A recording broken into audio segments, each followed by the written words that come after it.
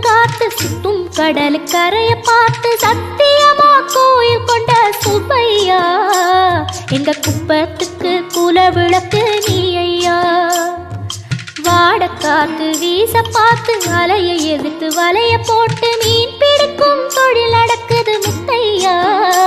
கரை மீண்டு வர காவல் உந்தன் வேலையா. திருச்செந்தூர் ஆண்டவனே வேல் முருகா தினம் உனக்கு நன்றி சொல்வோம் மால் மருகா. திருவடியில் தவம் இருப்போம் திருமுருகா. தீப்பெழுது நலமெனவே வடிவழகா.